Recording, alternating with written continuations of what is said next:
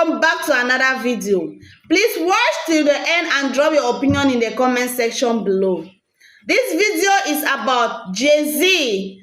Some few days ago, a woman filed a lawsuit against Jay-Z, accusing Jay-Z of sexually assaulting her when she was just 13 years old alongside P. Diddy. This woman said when she was just 13 years old, she went for an award show. She did not have a ticket, so they would not allow her to go inside. This is when a driver approached her and asked her what she was doing there. This driver then told her she suited exactly what Diddy wants. The driver invited her to an after party. So in the evening, her friend drove her to a location where the driver picked her up to this party. As she went there, they gave her a drink. She started getting dizzy. As her body was weak, she decided to just look for a room in that party and lay her head down. When she went inside the room, that is when P. Diddy and Jay-Z entered the room alongside another celebrity who was a female. She called this celebrity B.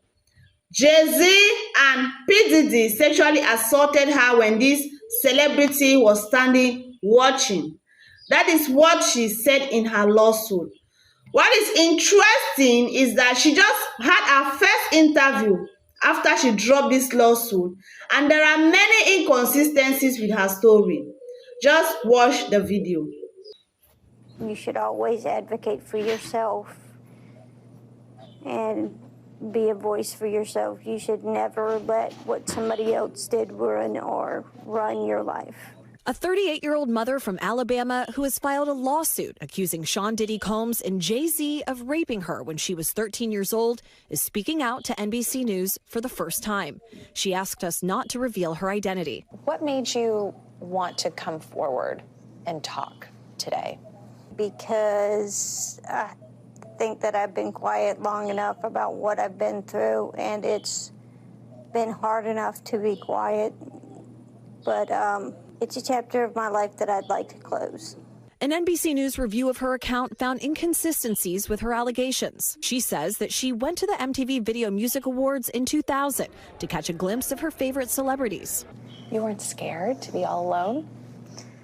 No, with having autism is like feeling like you live your life in a shatterproof juggle ball. The world's on fire. The fire is inside the ball with you, but there's no way for you to get out. In addition to having autism, the woman says she suffered a head injury. The night of the 2000s VMAs, she says a friend drove her from Rochester, New York to Manhattan, a more than 5-hour drive. Her attorney provided NBC News with the name of the friend who has since died. The woman says she spoke to Combs's limo driver who offered her a ride to an after party. I stumbled upon Diddy's driver who told me that I was exactly what Diddy was looking for. What did you think when he said that to you? I thought it meant that I was just pretty. She went to a White House, she says, where she spoke to musicians Benji Madden and his brother. I'm talking to Benji Madden about his tattoo because, you know, I have about his tattoo that's the Last Supper, because I have a religious background. So it was just something to talk about. In a statement to NBC News, a representative of the Maddens confirmed that they did not attend the 2000 VMAs and that they were on tour in the Midwest at the time. At the after party, she says she had a drink that made her feel woozy. Then she says Combs and Carter took turns raping her while a female celebrity watched. JC comes in and rapes me. He at that point I was fighting, trying to get away from him, and he put his hand over my mouth and told me to stop it, cut the. After the alleged rape, she says she ran to a gas station where she called her father, who picked her up and drove her home. We rode home in silence. He didn't ask me what happened. He didn't ask me what I did or where I was. In an interview with NBC News, her father said he could not verify the claims. Quote, I felt like I would remember that, and I don't. I have a lot going on, but I mean, that's something that would definitely stick in my mind, he said. When we asked the woman about the contradictions in a phone interview on Friday, she said that she stands by her statements. I have made some mistakes, she said. Honestly, what is the clearest is what happened to me.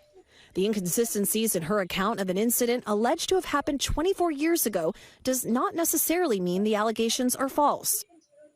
You just watched the video with me, and as you can see in the video, there are many inconsistencies when it comes to her story. The people she said she spoke with in the party did not even attend the show that year. They were out for a tour, which means they were not even in town, they were not even around.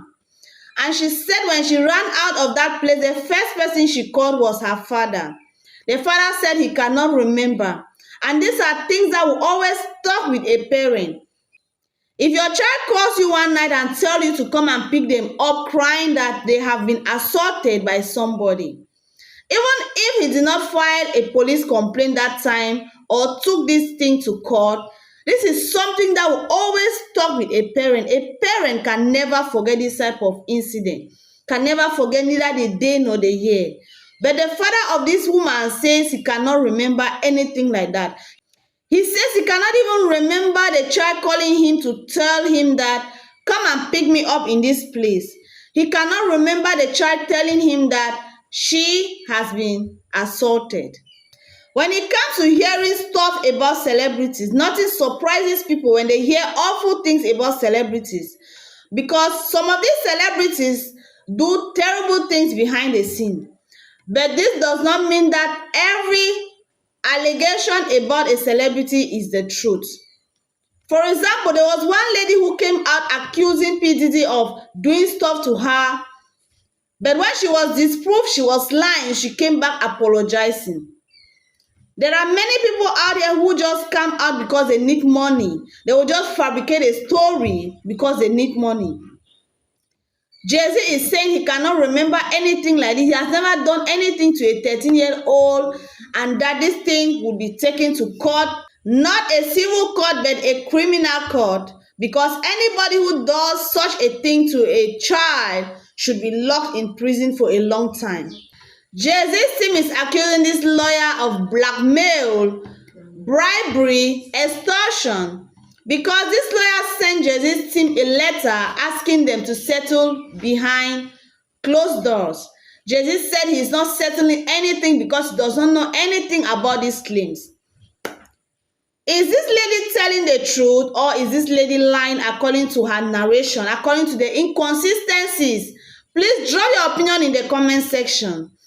She will only be disproved in the court of law by investigators, by lawyers, by the judges.